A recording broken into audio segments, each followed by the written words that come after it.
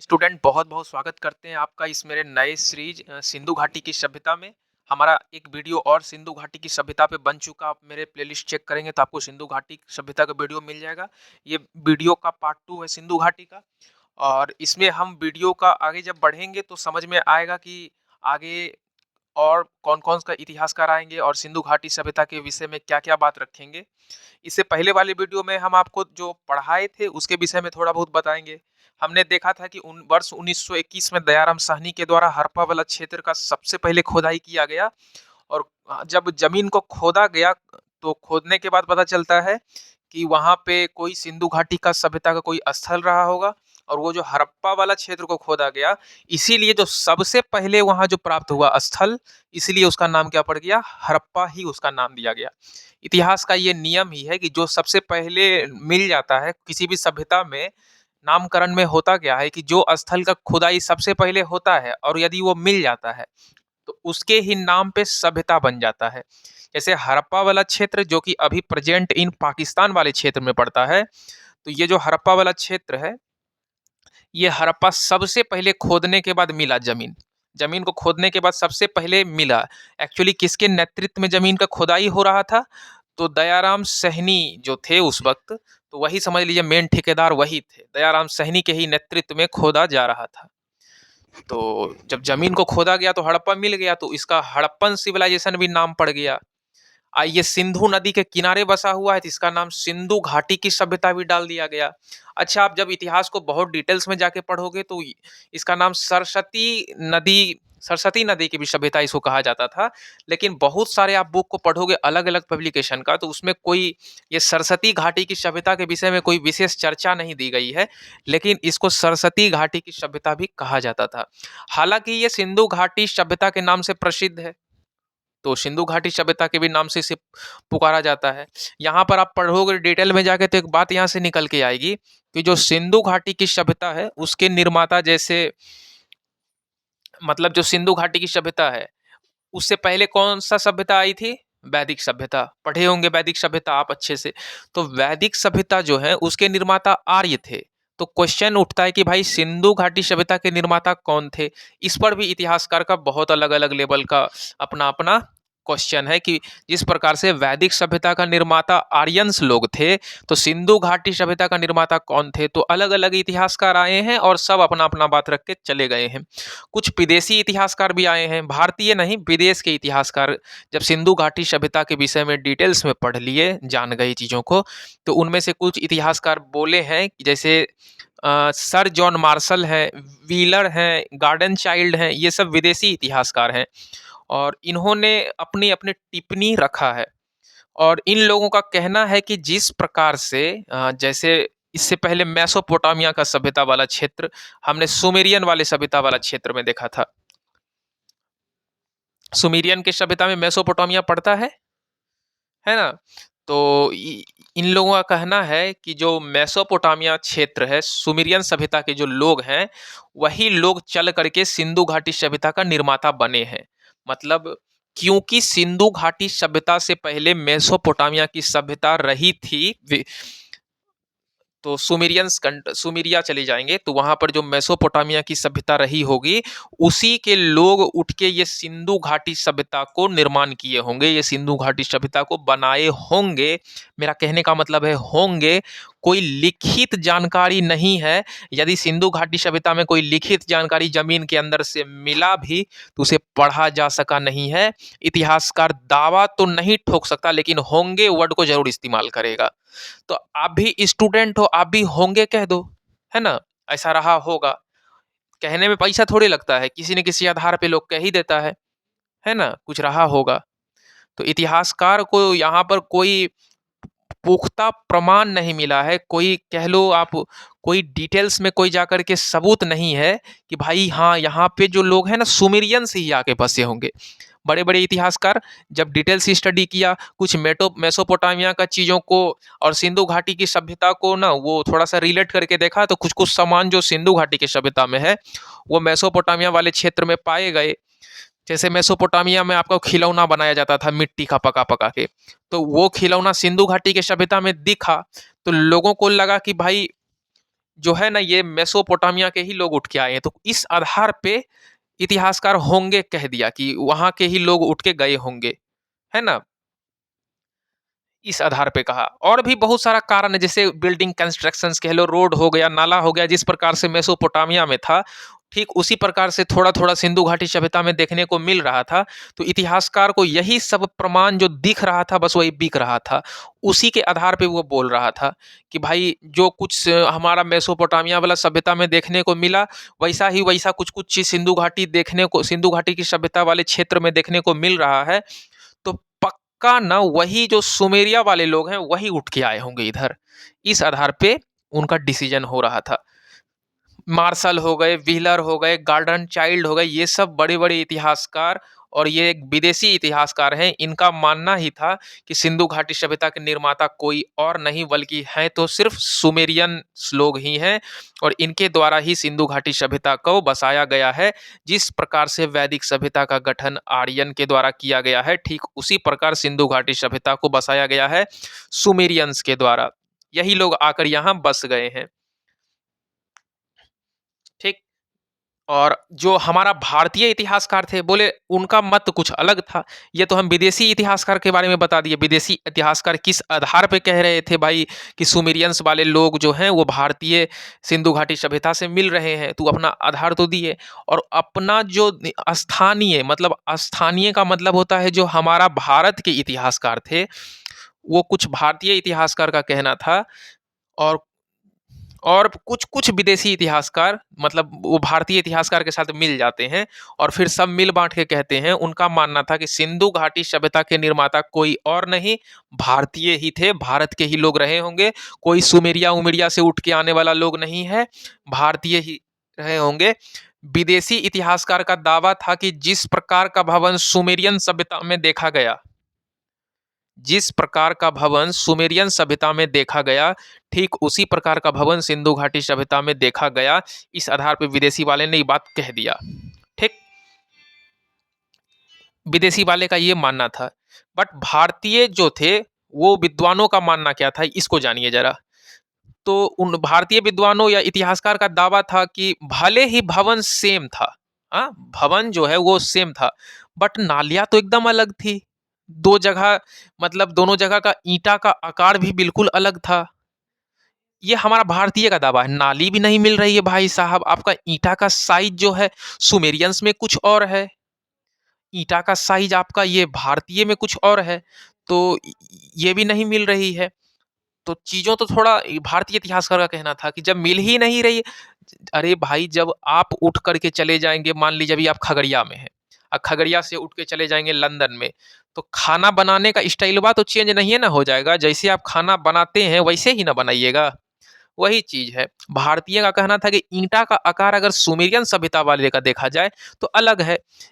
नाली और रोड बनाने का जो निर्माण है वो बिल्कुल हटके है हमारे सिंधु घाटी से। तो नहीं, सुमेरियंस लोग नहीं आए होंगे। लेकिन फिर भी विदेशी के जो कुछ इतिहासकार थे उनका दावा ही था। अब विदेशी में कुछ इम्पोर्टेंट इतिहासकार थे, मार्शल, व्हीलर और गार्डन चाइल्ड, कौनसाम्बी, ये सब बहुत इम्पोर्टेंट इतिहासकार थे विदेशी नाम में। इसको आप दिमाग में घुसा लीजिए, सवाल अगर पूछे जाएँगे तो यहीं से पूछे जाएँगे, याद रखिएगा। सिर्फ पीटे में ही नहीं, आपका मेंस में भी ये जो आपका चल रहा है सीरीज पूरा का पूरा काम देने वाला है। अगर आप इसको कहानी के तौर पे 2 बार 3 बार वीडियो को सुन के याद रख लेते हैं, तो आप उस वक़्त बहुत अच्छे से अपने कॉपी को लिख पाएँगे, अच्छे प्रेज़ेंट करेंगे तो मार्क्स भी अच्छे आएँगे। ठीक? आपका how and why complete clear होना चाहिए, कन्फ्यूजन नहीं रहना चाहिए माइंड में एक भी, तभी आपका एग्ज़ाम में सफलता लगने वाला है, नहीं तो मुश्किल हो जाएगा आगे। ठीक? तो भारतीय का कहना था नाली तो एकदम अलग है, ईंटा का साइज़ वगैरह में भी चेंजिंग है, तो ऐसा हो ही नहीं सकता। तो दोनों जो अपना स्थानीय इतिहासकार, भारतीय इतिहासकार और विदेशी इतिहासकार, इन दोनों के बात में एकदम मतभेद था, एकदम अलग-अलग था, ठीक? और भारतीय का कहना था कि दोनों के मुहरों की क्वालिटी भी बिल्कुल अलग-अलग है। मतलब भारतीय एकदम विदेशी इतिहासकार पे टूट पड़े, है ना? और भारतीय इतिहासकार का कहना था कि कोई सुमेरिया वाले नहीं, बल्कि द्रविड़ जाति के लोग सिंधु घाटी सभ्यता का निर्माता रहे होंगे, द्रविड़ जाति के लोग। अब यह जो बात है द्रविड़ जाति वाला, यह जो तर्क दिया गया है, ये किनके द्वारा दिया गया है? राखलदास बनर्जी के द्वारा, कि द्रविड़ जाति के ही लोग सिंधु घाटी सभ्यता के निर्माता रहे होंगे। एक पीएन रामचंद्र नाम के एक प्रोफेसर थे, बहुत बड़े इतिहासकार भी थे, और एक और थे लक्ष्मण खुशलकर नाम के ये भी व्यक्ति। ये दोनों ने मिलकर कहा कि इसके निर्माता द्रविड़ नहीं बल्कि आर्यंस ही होंगे, आर्यंस से ही आए होंगे और सिंधु घाटी सभ्यता का निर्माण किए होंगे। पीएन रामचंद्र ये भी बड़े इतिहासकार, लक्ष्मण खुशलकर ये भी बड़े इतिहासकार, ये दोनों ने मिल करके डिसाइड किया कि सिंधु घाटी सभ्यता के निर्माता कोई नहीं होंगे। कौन होंगे? एकदम हम दावा ठोक देते हैं, लिख लो, आर्यंस ही होंगे। तो भाई दावा ठोक देते हैं, लिख लो, कुछो कर लो, आपको कैसे पता? भगवान है क्या? आज से 3000 साल पहले समाज में क्या हुआ था आप कैसे जान गए इतिहास पढ़ के? इतिहास तो हम भी पढ़े हैं। ये बात हम इतिहासकार से आज हम पूछते हैं। ये जो दोनों पहुंच गया है, लिख रहा है, हम दावा ठोक देते हैं, ये कर देते हैं। आप दावा किस आधार पे ठोक रहे हैं? पहला क्वेश्चन तो ये। आपको कैसे पता 3000 साल पहले कौन सी जाति के लोग कौन होंगे जो सिंधु घाटी सभ्यता को बसाए होंगे? आप कोनो भगवान है क्या? ये पहले बताइए। हम प्रोफेसर जो हैं हिस्ट्री के, उससे हम बात कर रहे हैं अभी। पीएम रामचंद्रा और जो लक्ष्मण कुशलकर, ये दोनों कैसे दावा ठोक रहे हैं कि यहाँ पे आर्यंस ही रहे होंगे, जबकि कोई आर्यंस वगैरह के बारे में यह बात कहीं लिखा गया नहीं है।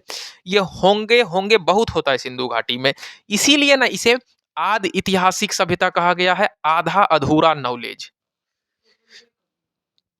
ठीक, यह बात को लोग हवा में उड़ा दिए, भप आर्यन वगैरह नहीं रहे होंगे, हटाओ। क्योंकि आर्यन पहले भवन फिर वैदिक सभ्यता में जाकर के झोपड़ी बनाएंगे, ये कैसा बेवकूफ़ी है भाई? अभी सिंधु घाटी सभ्यता वैदिक सभ्यता से भी पहले, मतलब वैदिक सभ्यता से भी पुरानी सभ्यता है। मान लो कि सिंधु घाटी सभ्यता आया है 2005 में, अब वैदिक सभ्यता आ गया 2010 में। मान लो, हम ये नहीं कह रहे आया है, तो 2005 में आप बिल्डिंग बनाइएगा और 2010 में जो आप झोपड़ी बनाने लगिएगा, मतलब आप डेवलप नहीं करके जमीन में घुसल जा रहे हैं। ये बात कहने लगा, इसलिए लोग इसके बात को हवा में उड़ा दिया। बोला ये दोनों पगला लगता है हमको, ये कह रहा है कि आर्यंस ने ही आकर के यहाँ पर सिंधु घाटी सभ्यता का निर्माण किया। भाई सिंधु घाटी सभ्यता में एक अलग लेवल का बिल्डिंग, एकदम मस्त कह लो, एकदम सड़क नाला एकदम गजब सीमेंटेड टाइप का, ईंटा एक नंबर बनाया जा रहा था, और एकदम आज के समाज से भी ज़्यादा डेवलप उस वक्त का समाज लग रहा था। उस वक्त का समाज ज़्यादा बढ़िया से, नाला के ऊपर ढक्कन था, एकदम नाला प्रॉपर रूप में, रोड नीचे, नाला रोड के थोड़ा ऊपर था, मतलब सब कुछ प्रॉपर रूप से बना हुआ था। आज के समाज में भी इतना मस्त व्यवस्था नहीं है। आज के समाज में तो बारिश पड़ता है और पानी भी जम जाता है समाज में, गली मोहल्ले में। सिंधु घाटी में इतना मस्त व्यवस्था था ना भाई साहब, ऐसा आपको क्या कहें कि वहाँ पानी वानी भी नहीं जमता था, एकदम नाला वाला में एकदम सब पानी कनेक्टेड था, और सब नाला का पानी कहाँ चला जाता था? रिवर में बह जाता था। तो आर्यंस कैसे निर्माता बनेंगे? आर्यंस अगर सिंधु घाटी सभ्यता में पहले बिल्डिंग बनावेंगे, या फिर उसके बाद आता है, कुछ साल के बाद आता है वैदिक सभ्यता, तो उसमें झोपड़ी बनाने लगेंगे। मतलब आर्यन के दिमाग में कहीं कीड़ा काट लिया है क्या? ये पहले बताओ। हाँ, आर्यन कैसे, आर्यन भाई, आर्यन जो है वो कैसे करेंगे ये काम? ये बात आप समझ लो, है ना? पहले बिल्डिंग और फिर झोपड़ी, ऐसा बिल्कुल नहीं होगा। तो ये दोनों के बात को हवा में उड़ा दिया गया। ठीक, इसलिए जो द्रविड़ जाति को ज़्यादा परफेक्ट माना गया है, और द्रविड़ जाति किनके द्वारा बोला गया है? राखलदास बनर्जी के द्वारा। ये दोनों प्रोफेसर का बात को उतना तवज्जो दिया ही नहीं गया है, और द्रविड़ जाति वाला बात को ज़्यादा माना गया है। ठीक, जो परफेक्ट है बस वही आपको बता रहे हैं। यहाँ तक आ गया समझ में? टोटल नगर वाला गुण सिंधु घाटी सभ्यता में देखने को मिलेगा। टोटल नगर वाला गुण, एक भी पॉइंट छूटने वाला नहीं है। टोटल नगर वाला गुण आपको सिंधु घाटी सभ्यता में देखने को मिलेगा, एक भी पॉइंट छूटने वाला नहीं है। पक्के के भवन, ये भी सिंधु घाटी सभ्यता के लोग देखे थे। सड़क एकदम चौड़ा, मस्त सड़क, नालियाँ एकदम व्यवस्थित रूप में, और इस तरह का सारा सुख सुविधा, जितना भी सारा सुख सुविधा है, इस नगर सभ्यता में देखने को मिला है। जब जमीन की खुदाई की गई तो एक पर एक भवन मिला जमीन खोदने पर। भाई मिट्टी के अंदर दबा हुआ था। रोड बड़ा, सड़क चौड़ा चौड़ा मिला, एकदम बढ़िया सड़क जिसमें कि अभी 3-4 गो 4 चक्का घुस जाएगा। समझ रहे हो ना? नालियाँ इतना मस्त व्यवस्थित रूप से मिली है कि एकदम नाला के ऊपर ढक्कन, इतना मस्त व्यवस्था था सिंधु घाटी सभ्यता में। और जो व्यवस्था था एकदम बढ़िया था। अगर आपको मेरा वीडियो स्लो लगता है ना, तो आप मेरे वीडियो को स्पीड करके सुने, क्योंकि हम वीडियो थोड़ा स्लो ही, मतलब स्पीड स्लो रखते हैं। कमजोर विद्यार्थी थोड़ा स्लो में सुन के समझता है और तेज विद्यार्थी थोड़ा स्पीड में सुन लेता है। ठीक। तो इसीलिए इतना बिल्डिंग, नाला, सड़क सब कुछ मिला, इसलिए इसे नगरीय सभ्यता कहे हैं। लगता था महानगर की तरह सिंधु घाटी, जैसे भी बम्बई महानगर की तरह लग रहा है ना, वैसे ही महानगर, कलकत्ता महानगर है, दिल्ली महानगर है। तो इस तरह का विकसित था उस वक्त सिंधु घाटी, इसीलिए इसको नगरीय सभ्यता के नाम दिया गया है। सिंधु घाटी सभ्यता को कांस्य युगीन सभ्यता भी कहा जाता है। अब आपके मन में घुस गया है कि भाई कांस्य युगीन किसे कहते हैं? तो कांस्य युगीन का मतलब होता है, देखो जो कांस्य है ना, वो दो धातु से मिलके बनता है। पहला तांबा और दूसरा टीन, है ना? आप कांस्य कह लो या फिर ब्रॉन्ज कह लो, ब्रॉन्ज एज, है ना? कांस्य युगीन को ही ब्रॉन्ज एज कहते हैं। सिंधु घाटी सभ्यता को आदि ऐतिहासिक सभ्यता कहा जाता है, आधा अधूरा नॉलेज वाला सभ्यता। ऐसी सभ्यता जिसमें लिखित जानकारी तो है, बट उसे अभी तक पढ़ा जा सका नहीं है। बड़े से बड़े विद्वान घुटना टेक दिए, लेकिन सिंधु घाटी सभ्यता का नॉलेज को नहीं पढ़ पाए। समझ में आ रहा है अच्छे से? सिंधु घाटी सभ्यता का नॉलेज को नहीं पढ़ पाए। जो भी चीज जो भी चीज लिखा हुआ था सिंधु घाटी में,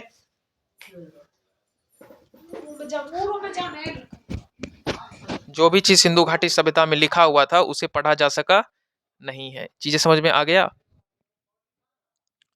चलिए, इसीलिए इसे क्या कहा गया? आदि ऐतिहासिक सभ्यता कहा गया। ऐसी सभ्यता जिसमें लिखित जानकारी तो है, बट उसे अभी तक पढ़ा जा सका नहीं है। इसी कारण से सिंधु घाटी सभ्यता को आदि ऐतिहासिक सभ्यता के नाम दिया जाएगा। सिंधु घाटी सभ्यता में चित्रित लिपि मिली है। क्या मिली है? चित्रित लिपि।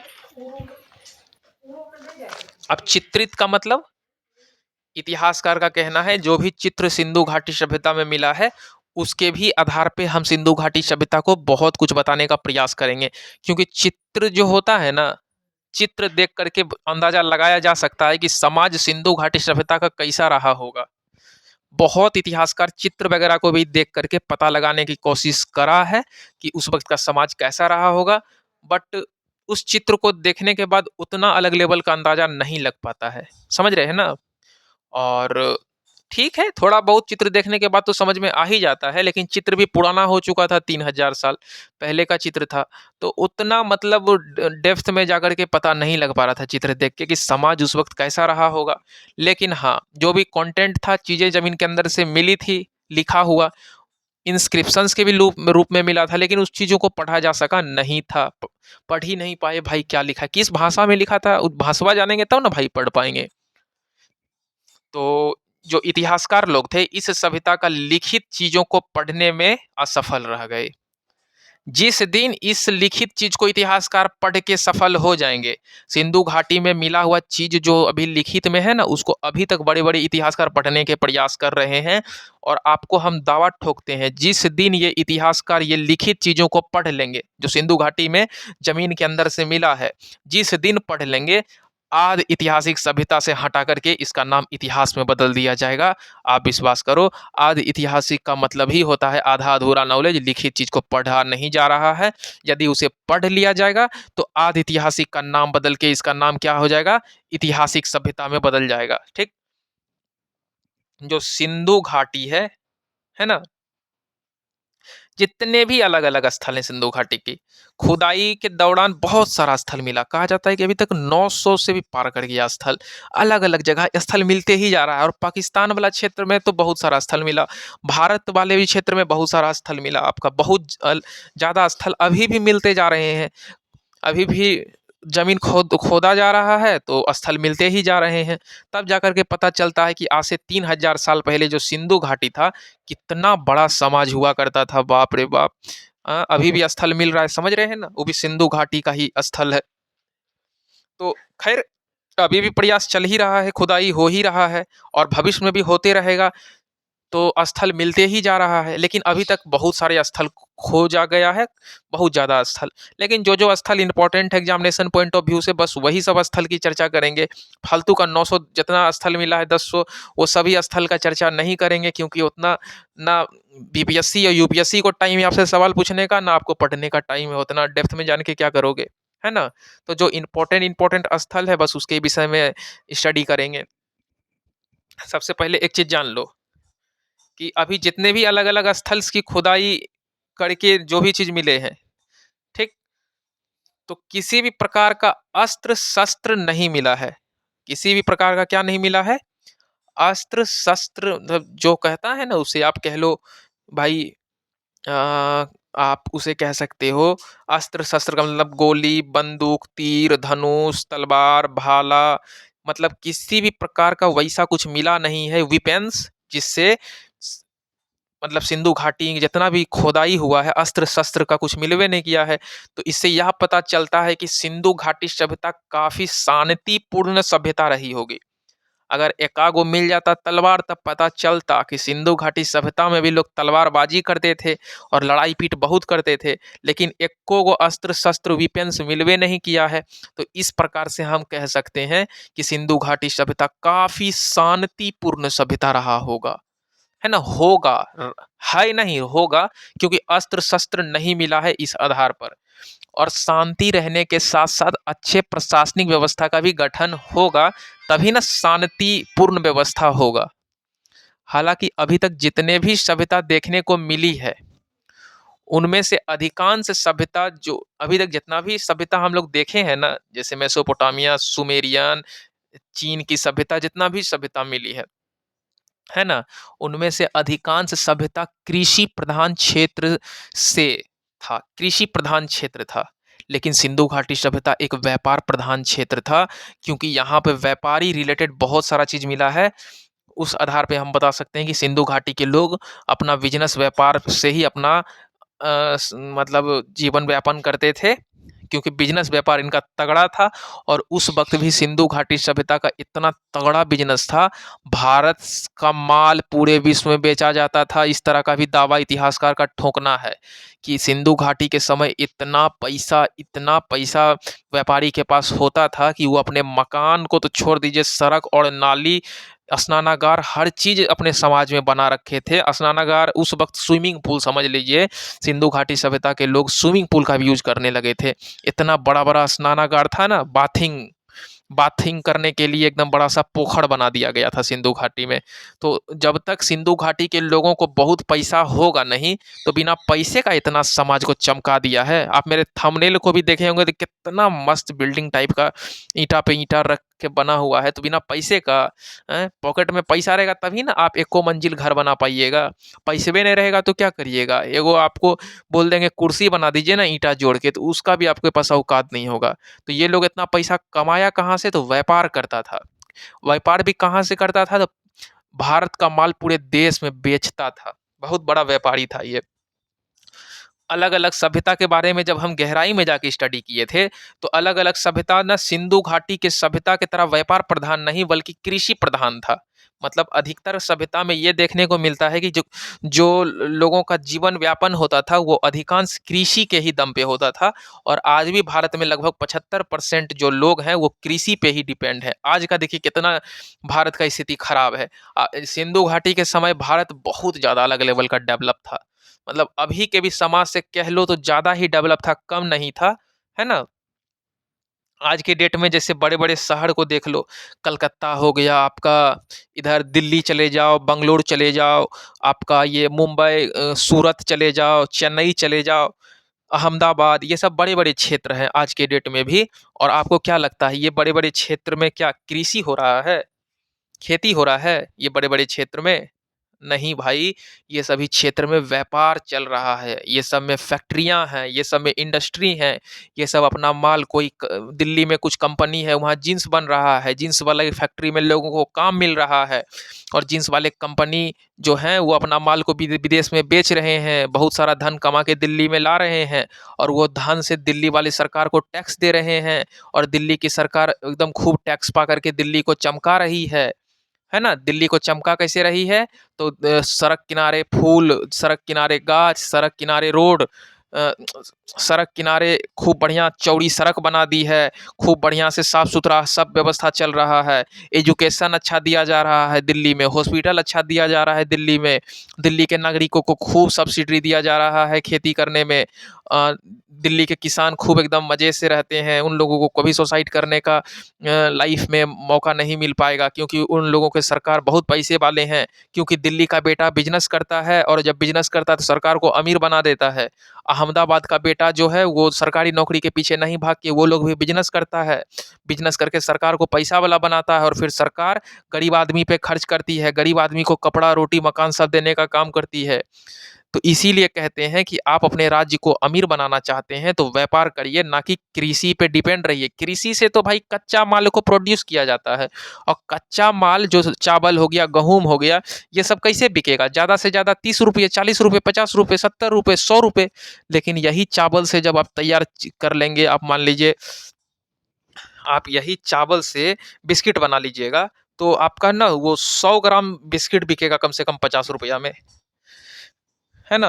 अगर वही भुट्टा जो 16 रुपए 17 रुपए किलो कोई नहीं पूछता है, वही भुट्टा से आप कुरकुरे बना लीजिएगा तो वो जो 16 रुपए कोई नहीं पूछ रहा, उसे लोग लगभग 500 रुपए 600 रुपए किलो कुरकुरे मिलता है मार्केट में, उस तरह से लोग पूछने लगेगा।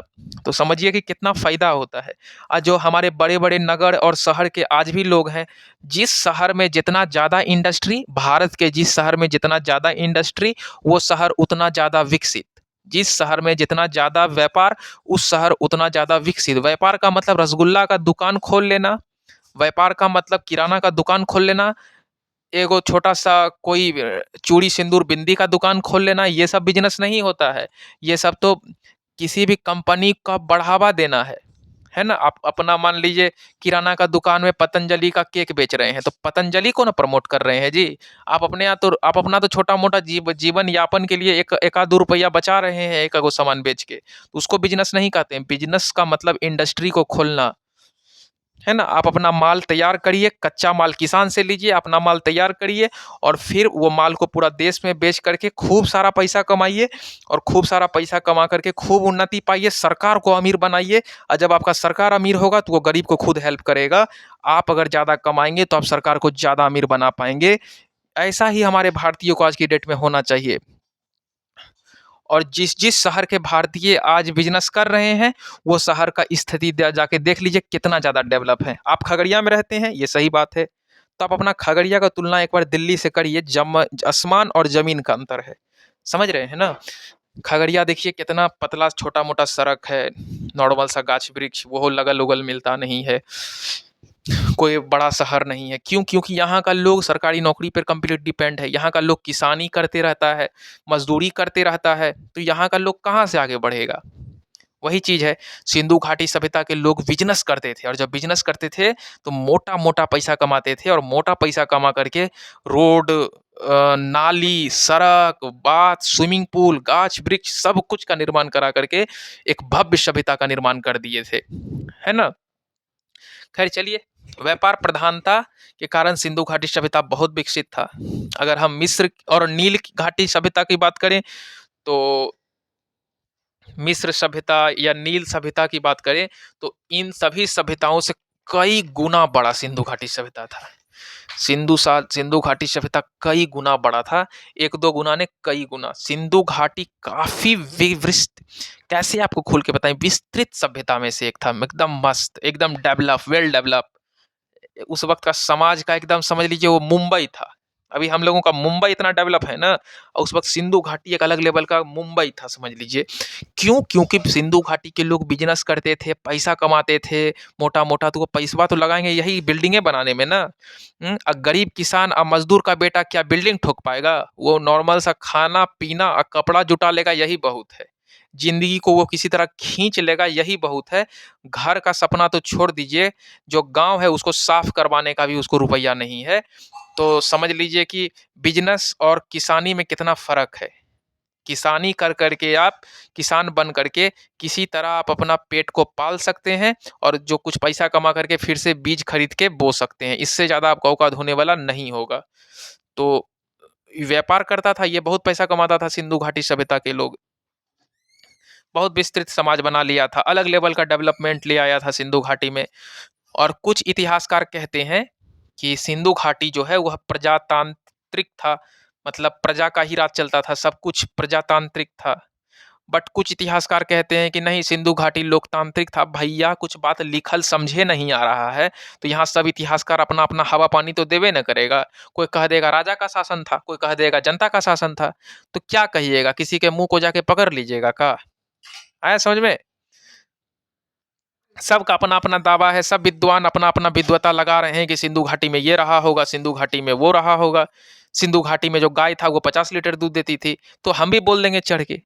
बोलने में पैसा लग रहा है, लेकिन क्या सच्चाई था नहीं था वो तो खैर जब जो बुक को पढ़ने का कोशिश किया जा रहा है, जो भी लिखित प्रमाण मिला है, जिस दिन उसको पढ़ लिया जाएगा, सिंधु घाटी सभ्यता के बारे में एक एक चीज जान लिया जाएगा, सच्चाई यही बात है ना। और हम दावा के साथ या चैलेंज नहीं कर सकते हैं कि सिंधु घाटी सभ्यता में समाज लगभग 4 वर्गों में ही बटा हुआ होगा। कुछ इतिहासकार दावा कर रहे हैं कि सिंधु घाटी सभ्यता के जो समाज है वो लगभग 4 वर्गों में बटा हुआ होगा, तो हम दावा नहीं कर सकते हैं। समझ रहे हैं ना, क्योंकि कोई लिखित प्रमाण है ही नहीं। अगर जो भी लिखित मिला है तो उसे पढ़ा जा सका नहीं है, लेकिन खुदाई स्थलों के आधार पे एक बात का दावा जरूर है, जरूर ठोक सकते हैं कि सिंधु घाटी सभ्यता के जो लोग हैं, समाज 2 वर्ग में बटा हुआ था। कुछ इतिहासकार कहते हैं समाज 4 वर्ग में था, ब्राह्मण, क्षत्रिय, वैश्य और शूद्र में। लेकिन ब्राह्मण, वैश्य, शूद्र ये सब होगा सिंधु घाटी में कि नहीं था, क्या आपको पता है? हो सकता है सिंधु घाटी सभ्यता अमीर और गरीब का मतलब 2 समाज होगा, एक अमीर का और दूसरा गरीब का। मेरे अनुभव से तो सिंधु घाटी का डेवलपमेंट देख के लगता है कि अमीर और गरीब का समाज हो सकता है, क्योंकि अमीर लोग जो है वो जो उच्च नगर में रहते थे और गरीब लोग निम्न नगर में रहते थे। ये मेरे हमको ऐसा लगता है, मतलब हम भी इसमें जाके सिंधु घाटी में काफ़ी स्टडी किए हैं, फिर जाके समझ में आया है कि सिंधु घाटी में मतलब जो है ना, सिंधु घाटी सभ्यता 2 वर्ग में समाज बटा हुआ होगा। पहला उच्च नगर होता होगा, दूसरा निम्न नगर होता होगा। जो उच्च नगर है वहाँ बड़े-बड़े भवन, चौड़ी सड़कें ये सब मौजूद होगा, और जो निम्न नगर है वहाँ कोई विशेष व्यवस्था नहीं होगा, है ना? कोई वैसा सड़क चौड़ा नहीं देखने को मिलता होगा, खगड़िया वाला ही टूटी-फूटी, ठीक-ठाक काम चलाऊ सुविधा वाला सड़क होगा, है ना? तो कुछ इस तरह का होगा। खगड़िया और दिल्ली का तुलना कर लीजिए, खगड़िया में गरीब आदमी रह रहे हैं और दिल्ली में अमीर आदमी। दिल्ली हो गया उच्च नगर, खगड़िया हो गया निम्न नगर, तो इस तरह से आप तुलना कर सकते हैं, है ना? चीज़ें आपको समझ में आ रहा है? तो कोई लिखित जानकारी अगर दोस्त हमको मिल जाता ना, तब हम आपको बता देते कि भाई सिंधु घाटी सभ्यता कैसा होगा, ठीक? तो बस हाँ, हम कल्पना कर रहे हैं कि समाज जो है वो 2 नगर में होगा, एक उच्च नगर में और दूसरा निम्न नगर में। कुछ इतिहासकार का भी दावा है समाज 2 ही नगर में, 2 ही वर्ग में डिवाइड होगा, ठीक? तो इस तरह से आप याद रख सकते हैं। लेकिन इसका कोई विशेष दावा नहीं कि समाज 4 विभाग में होगा, 4 भाग में बटा हुआ होगा, ब्राह्मण, क्षत्रिय, वैश्य, शूद्र में। ये बिल्कुल गलत बात है ना? सब इतिहासकार आए हैं और अपना-अपना मत देके जा रहे हैं, और वो साबित कर ही नहीं पा रहे हैं कि हाँ, ऐसा हुआ होगा। जो उच्च वर्ग के लोग हैं वो अमीर होंगे, पादरी वर्ग के लोग रहे होंगे, और जो निम्न वर्ग के लोग रहे होंगे विशेष रूप से गरीब, किसान, मजदूर, यही सब रहे होंगे, है ना? निम्न वर्ग के लोग, उच्च वर्ग के लोग, अमीर लोग रहे होंगे। सिंधु घाटी के लोगों को कला का ज्ञान, बहुत अलग लेवल का कलाकारी जानते थे, क्योंकि उस वक्त ना नाप तौल अभी भी है ना, 1 किलो है सोना कि 2 किलो सोना है, 1 किलो आलू दे दीजिए, 2.5 किलो गेहूं दे दीजिए, ये किलो नाप तौल चल रहा है ना। तो उस वक्त भी सिंधु घाटी के सभ्यता के लोगों को नाप तौल का ज्ञान था, ठीक। और इन्हें मूर्ति कला का भी ज्ञान था सिंधु घाटी के लोगों को। सब जमीन खोदने के बाद पता चलते जा रहा है। नाप तौल का भी ज्ञान था क्योंकि तराजू मिला होगा। अब मूर्ति कला का ज्ञान इसलिए क्योंकि मूर्ति मिला होगा। तो इन्हें बर्तन निर्माण का भी ज्ञान था, इन्हें धातु कला का भी ज्ञान था। बर्तन था तो मतलब मेटल से ही बनाया जाता होगा, तो मेटल का भी ज्ञान था।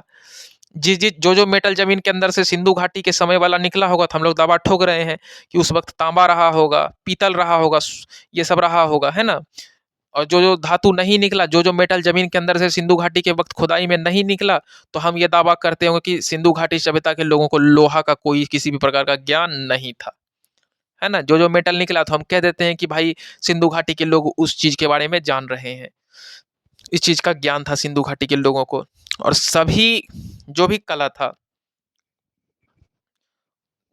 मतलब जो भी चीज था वो जमीन के अंदर से निकलता था, उसके आधार पे हम कह देते हैं कि सिंधु घाटी के सभ्यता के लोग मूर्ति उपयोग करते थे। माप तौल का भी सिंधु घाटी के लोगों को ज्ञान था, सिंधु घाटी के लोगों को ये चीज था, सिंधु घाटी के लोगों को वो चीज था, इस चीज का ज्ञान था।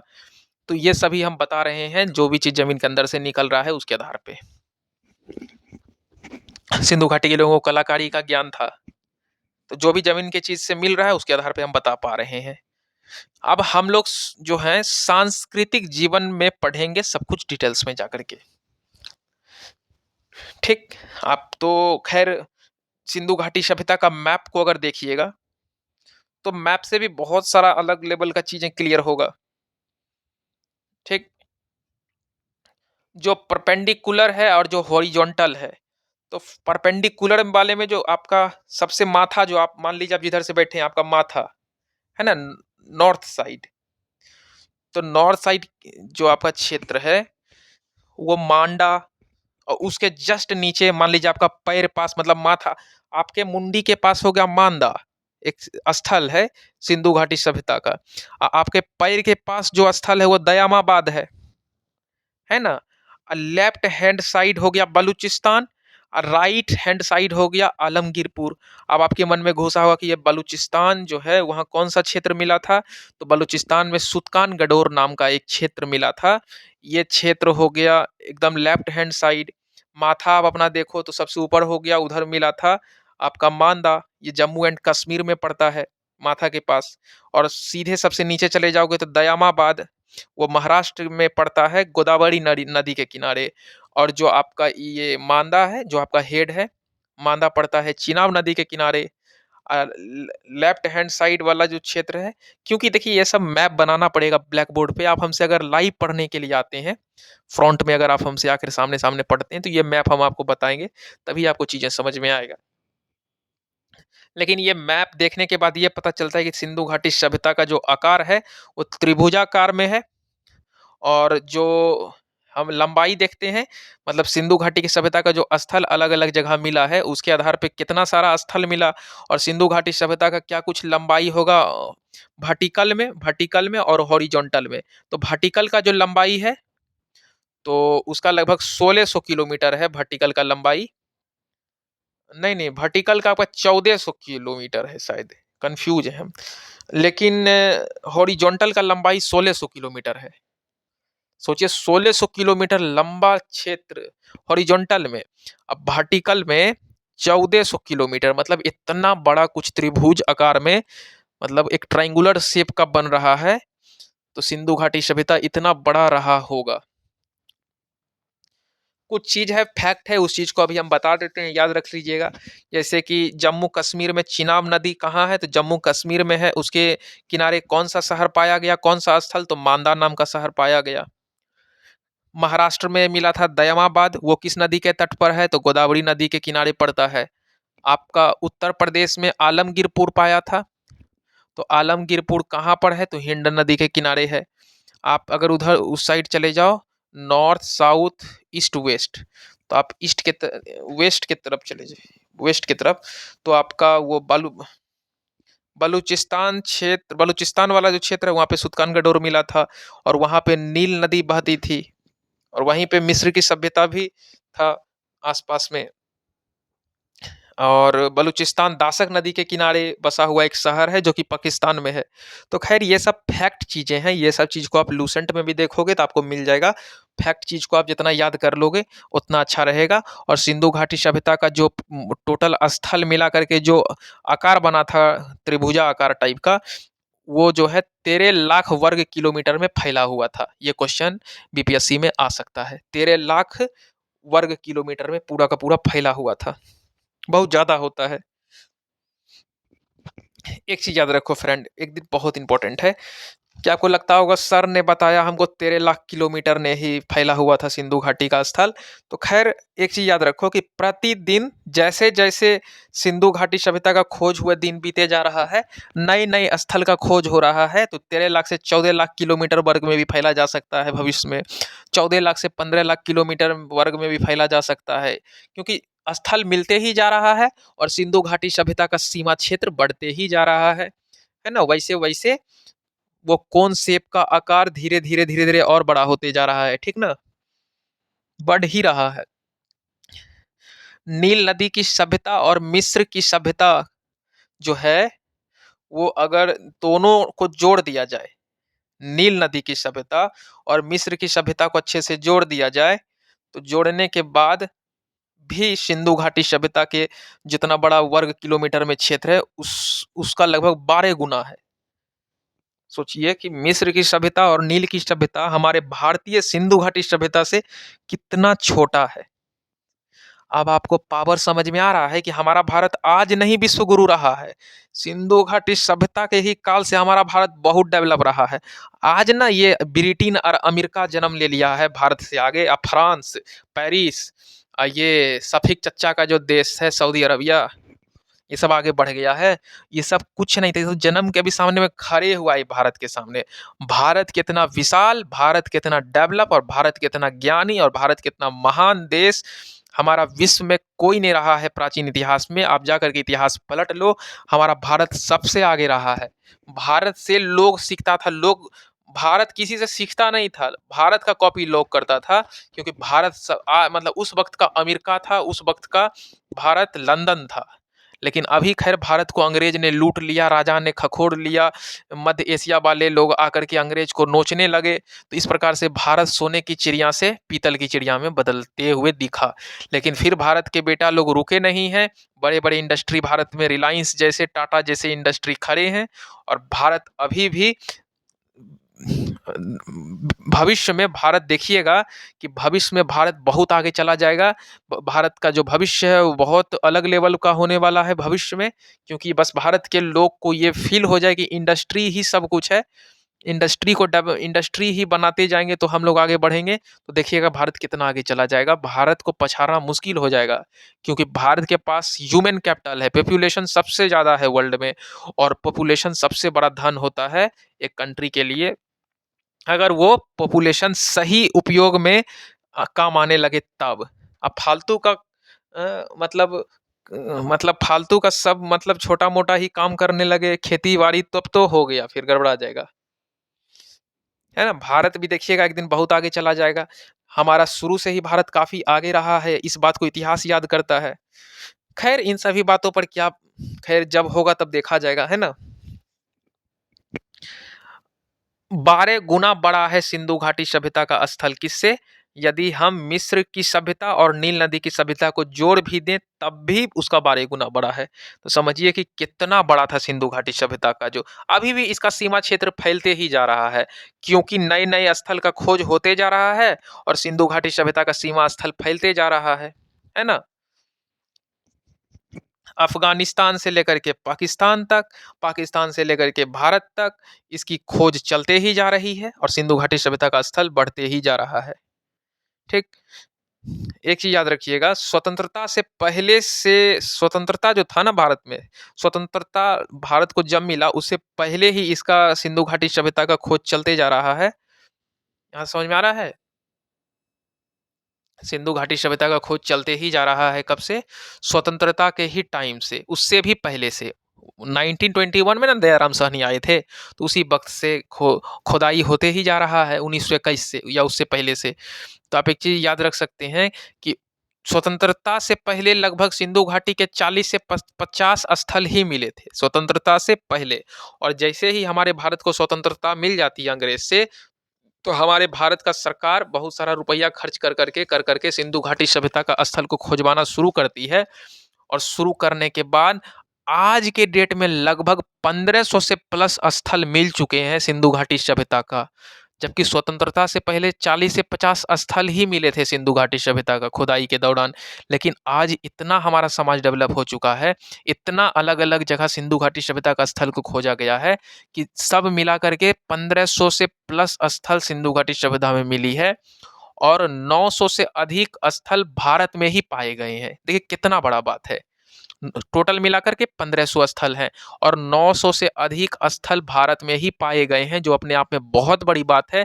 और 1500 स्थल में से कुछ स्थल आपका पाकिस्तान वाले क्षेत्र में, कुछ स्थल आपका अफगानिस्तान वाले क्षेत्र में रहे होंगे, लेकिन जो 900 स्थल है वो अपना मूल रूप से हमारे भारत वाले ही सीमा क्षेत्र में पाई गई है। बाकी बचे हुए लगभग 500 स्थल जो हैं वो पाकिस्तान और अलग अलग जगह, जैसे अफगानिस्तान हो गया, अफगानिस्तान में भी 2 क्षेत्र पाया गया है। अफगानिस्तान में ज़्यादा नहीं, मात्र 2 ही क्षेत्र मिले हैं। ये सभी क्षेत्र स्वतंत्रता के बाद ही मिले हैं। और सबसे अधिक स्थल भारत के गुजरात में मिले हैं। भारत के गुजरात में सबसे अधिक स्थल खोजे गए हैं। और सिंधु घाटी न केवल भारत के इतिहास में बल्कि विश्व के इतिहास में प्रसिद्ध रहा है। एक बहुत बड़ा नाम है सिंधु घाटी सभ्यता का। मैपिंग के लिए आप तो यूट्यूब पे कोई मैप देख लीजिएगा सिंधु घाटी सभ्यता का, उससे आपको बहुत सारा चीज़ समझ में आएगा। मैपिंग जो है वो बहुत इंपॉर्टेंट है। सिंधु घाटी किस तरह का त्रिभुजाकार का आकार रहा है, कौन कौन सा क्षेत्र रहा है, तो उसको आप देखिएगा यूट्यूब के किसी वीडियो में मिल जाएगा आपको, है ना। तो त्रिभुजाकार में इसका जो मैपिंग हुआ है सिंधु घाटी सभ्यता का, वो बहुत इंपॉर्टेंट है। अगर आप मेंस का कॉपी लिखते हैं तो उसमें आप त्रिभुजाकार वाला जो मैपिंग है उसको आप बना दीजिएगा। उसमें कौन कौन सा स्थल को कनेक्ट करते हैं, मांडा से दयामाबाद, है ना, और इधर आलमगीरपुर से आप कनेक्ट करते हैं। तो जो भी है पाकिस्तान बलूचिस्तान वाला क्षेत्र तक, तो अगर आप उसको कनेक्ट करते हैं पूरा एकदम प्रॉपर रूप से मैप बनाते हैं, तो इससे भी आपको काफ़ी फ़ायदा होगा मार्क्स में। मैप तो बनाना ही है, खैर मैप आप आगे यूट्यूब पे कोई वीडियो देख लीजिए मैपिंग का ही सिंधु घाटी का, तो आपको समझ में आ जाएगा। और हम लोग केवल भारत और पाकिस्तान का ही हिस्से में सिंधु घाटी सभ्यता का स्थल नहीं, बल्कि अफगानिस्तान के भी हिस्से में लगभग 2 स्थल पाई गई है।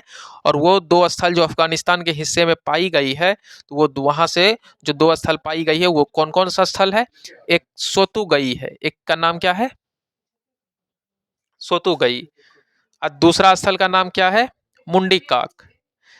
एक स्थल का नाम है सोतुगई और दूसरा स्थल का नाम है मुंडीकाक। ये दोनों स्थल कहाँ पाई गई है? अफगानिस्तान के क्षेत्र में पाई गई है। अगर मात्र 2 ही क्षेत्र अगर अफगानिस्तान के क्षेत्र में पाई गई है, तो यहाँ से प्रश्न पक्के निकल के आने वाले हैं प्रीलिम्स में। ठीक, बाद बाकी 500 स्थल है, तो 2 स्थल यहाँ, 498 स्थल पाकिस्तान से और 900 से अधिक स्थल हमारे भारत से ही पाए गए हैं।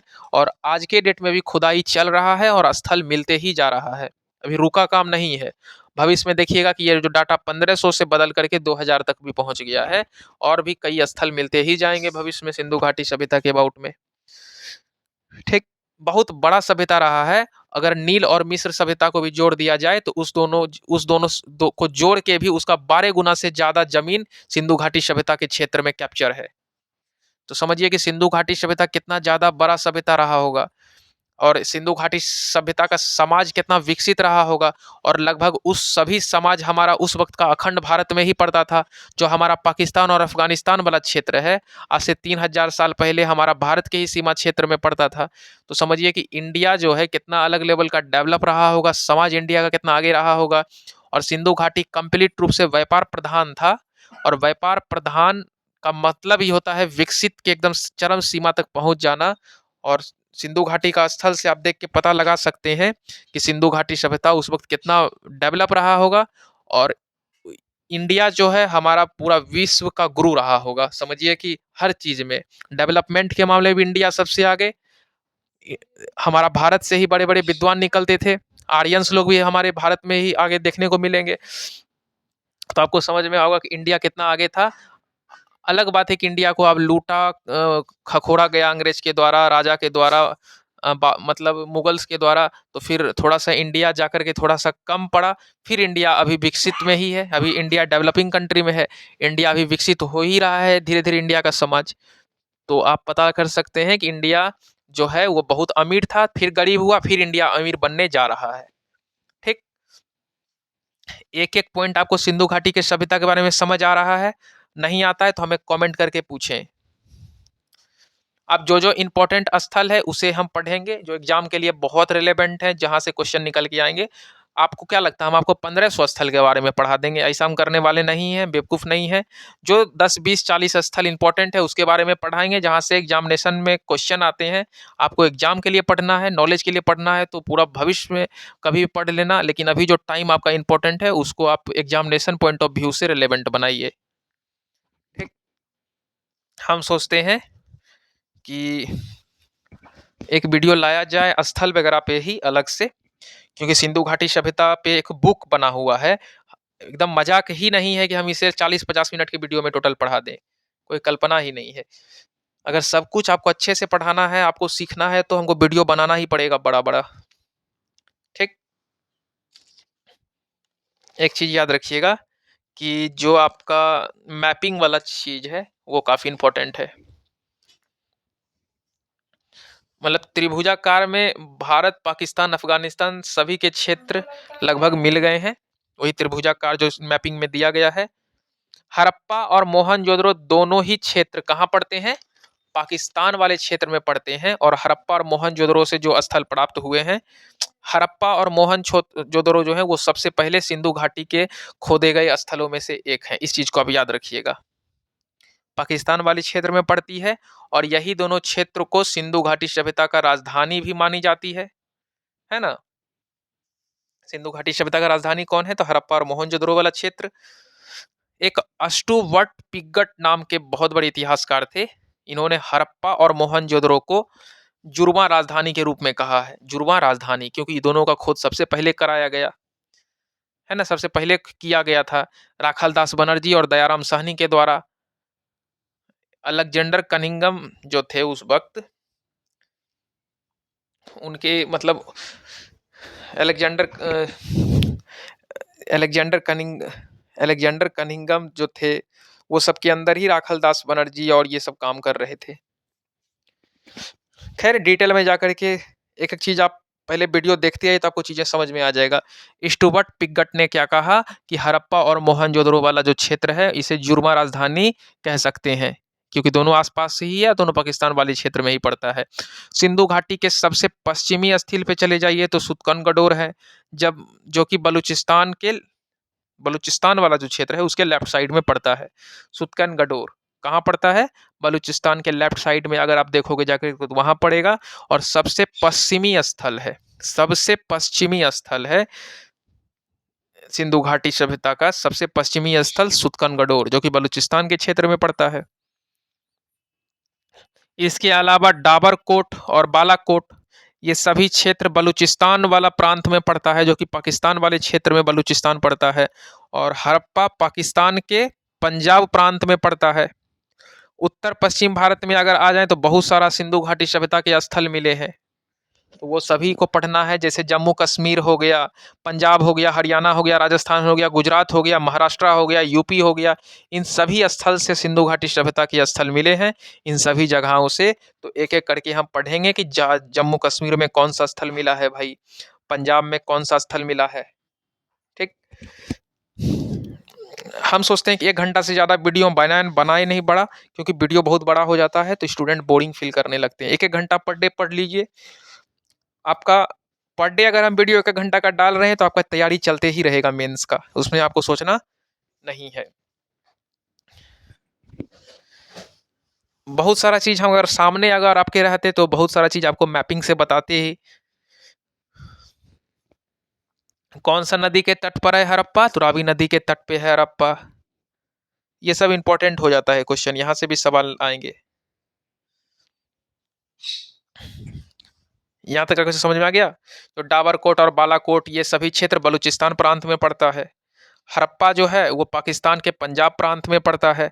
और भारत के अगर आ जाओगे, भारत के सीमा में, तो उत्तर पश्चिम भारत में बहुत सारा सिंधु घाटी सभ्यता के स्थल हैं। कौन कौन सा स्थल है? जम्मू कश्मीर है, पंजाब है, हरियाणा है, राजस्थान है, गुजरात है, महाराष्ट्र है, यूपी है। ये सभी जगह जो हैं, जैसे जम्मू कश्मीर, यहाँ भी सिंधु घाटी के स्थल मिले हैं। पंजाब, यहाँ भी सिंधु घाटी सभ्यता के बहुत सारे स्थल प्राप्त हुए हैं। हरियाणा में भी बहुत सारे स्थल देखने को मिले हैं सिंधु घाटी सभ्यता के। राजस्थान में बहुत सारे स्थल सिंधु घाटी सभ्यता का देखने को मिले हैं। गुजरात में भी मिले हैं, महाराष्ट्र में मिले हैं, यूपी में भी मिले हैं। तो बिहार में नहीं मिले हैं, सिंधु घाटी के स्थल बिहार में नहीं मिले हैं। तो जम्मू कश्मीर में जो स्थल मिले हैं, जैसे जम्मू कश्मीर में मांदा है, बुर्जहोम है, ये सभी स्थल इंपॉर्टेंट हो जाता है एग्जामिनेशन पॉइंट ऑफ व्यू से। मांदा कहाँ पड़ता है? चिनाब नदी के किनारे बसा हुआ एक छोटा सा शहर है मांदा। और सबसे उत्तरी स्थल है इंडस वैली सिविलाइजेशन का मांदा। ये क्वेश्चन यहाँ से ही बन जाएगा। पंजाब में रोपड़ है, संघोल है, हरियाणा में राखी गढ़ी है, बनवाली है, भगवानपुर है। तो जो भी क्षेत्र जैसा जहाँ है सबके बारे में पढ़ेंगे, एक एक करके पढ़ेंगे। हमको लगता है एक वीडियो और बनाना पड़ेगा, वो वीडियो का आप इंतजार करिए, वो वीडियो हम जल्द ही लेके आने वाले हैं। और ये वीडियो आपको कैसा लगा, एक एक चीज़ आप हमें कमेंट में बताइए। और आपके कमेंट से ही हमको मोटिवेशन मिलेगा नया वीडियो बनाने के लिए। और आप हमारे वीडियो को स्पीड करके सुने और वीडियो में सीसी को ऑन करें, तभी आपका नीचे में लिखाने भी लगेगा। जो आप पढ़ते हैं तो आप नोट्स भी आसानी से बना पाओगे। चलिए, वीडियो देखने के लिए बहुत बहुत धन्यवाद आपका। और नेक्स्ट वीडियो जो लाएंगे वो सिंधु घाटी सभ्यता पे ही लाएंगे। उसमें हम ये पढ़ाएंगे कि कौन कौन सा स्थल कहाँ कहाँ पड़ता है, और कौन कौन सा स्थल भारत में कहाँ कहाँ पड़ता है, और कौन कौन सा स्थल से क्या क्या चीज़ प्राप्त हुआ है। इससे बहुत सारा क्वेश्चन बन के निकलेगा भविष्य में। चलिए, बहुत बहुत धन्यवाद आपका वीडियो देखने के लिए। जय हिंद, जय भारत।